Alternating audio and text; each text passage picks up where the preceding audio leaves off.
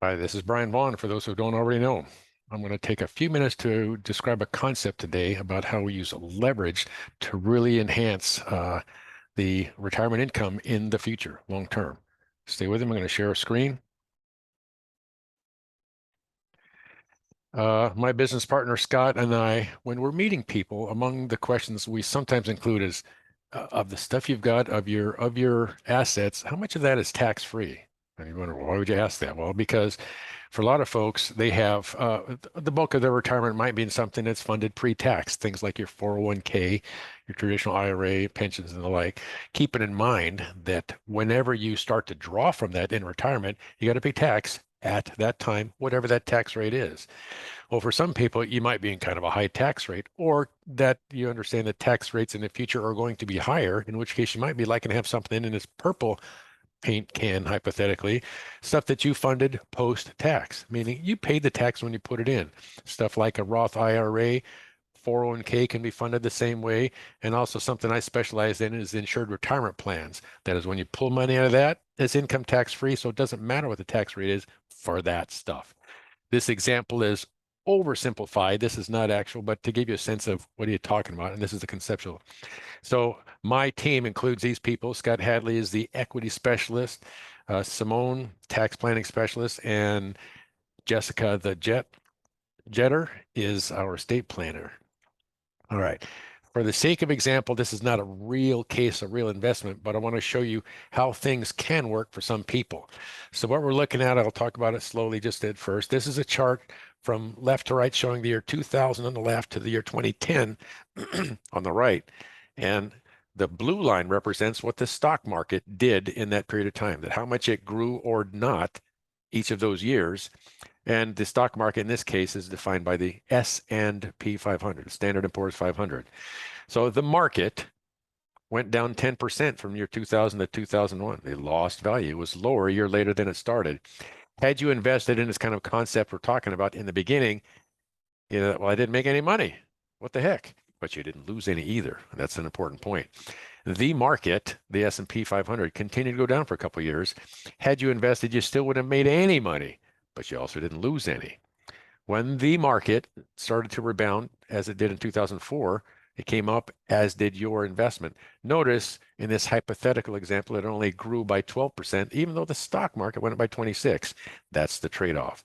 These kinds of strategies are designed with a cap as a trade-off for the fact that there's no floor. It's going to be a zero floor. It won't lose value. And over time, you can see year by year by year what happened to the market and what happened to your account value. It continues to grow. Pretty sweet, right? Well, that is the kind of specific thing I'm talking about when you hear me talk about the minivan plan, because it's so safe, it's boring, it's not going to have like 100% triple digit returns. It's going to be nice and steady. That's how an investment would work. That would be something that I call a minivan. And I've got some clients who think of it as such. Hey, Brian, we want the minivan. That's nice and safe. We like that kind of investment. So what we're talking about is cash value life insurance is the investment tool that works like that because there's an underlying index. But look at some of these bullet points to show why this is such a great asset class to go along with the other stuff that you have. This is not all we do, but this is something we specialize in. And I want to make sure people don't overlook this because tax deferred growth, you can get up to double digit gains. You get nice gains, not triple digit, but you can do well. It's locked in, like we showed you in that chart. It doesn't go down. Once that's your new balance, it doesn't go below that new high. Protected from zero. You can borrow that access in ways you can't with, say, IRAs. There's some restrictions, retirement accounts that are otherwise advantaged by the IRS. We have more flexibility than that. And here's the thing, that when you pull from this, it is tax-free income. It's not something that affects your taxable income. And these other points. Now, these are structured in a life insurance policy. So there's the self-completing plan that at the end of the line, there's a tax-free death benefit that goes to the beneficiaries and that can fulfill the plan. And we use life insurance in estate planning reasons in a number of ways. This is one of them.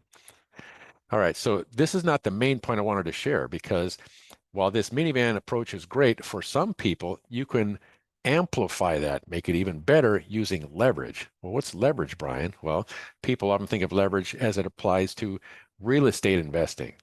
Say, for instance, you spent 100 grand to invest in some real estate. And you bought one house and you kept that for a period of time and you sold it later at a profit, still allowing for expenses, but also rental income and so on.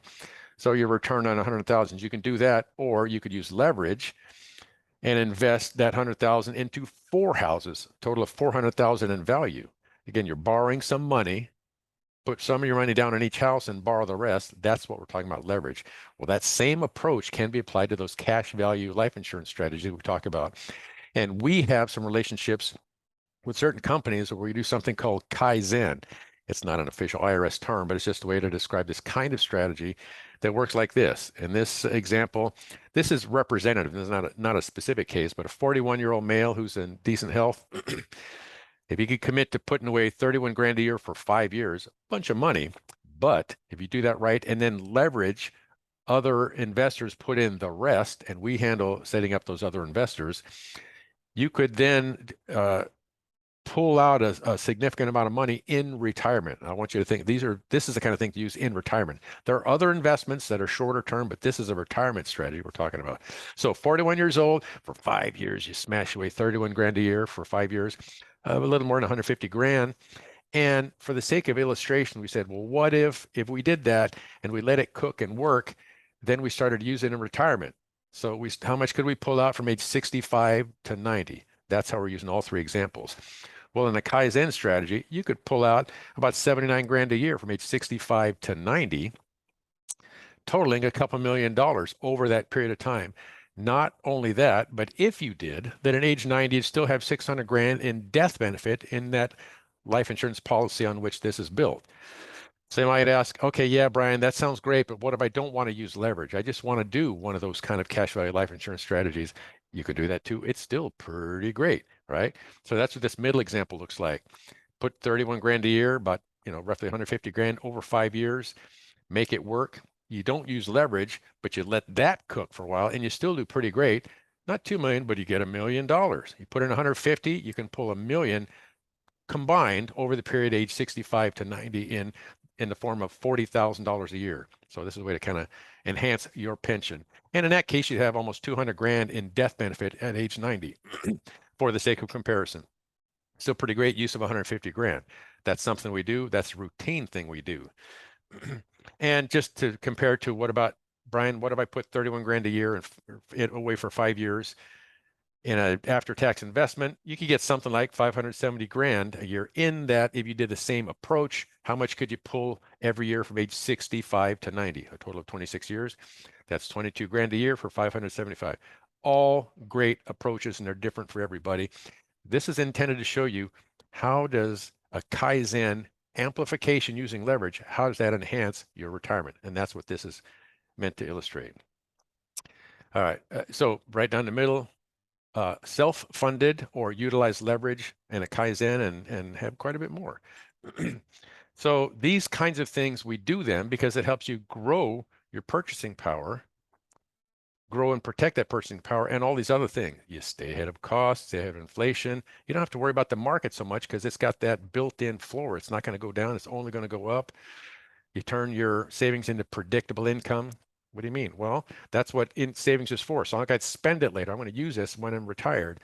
We can structure these so you never run out of money. We can also make it so we design these retirement plans so you have living benefits. If something happened anywhere along the way, a life insurance with living benefits is a critical piece of this. So you could pay for chronic or critical illness if you need it, not wait to die to use that benefit.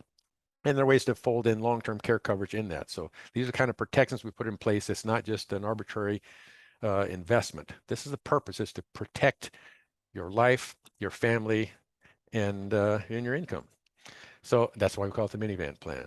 All right. I've showed that a few times. I want to reiterate that. I'm going to stop right there and suggest let's have a conversation and talk about, if you want some clarifying comments about that, or how does that apply, or see a real illustration that might make sense, let's talk about it.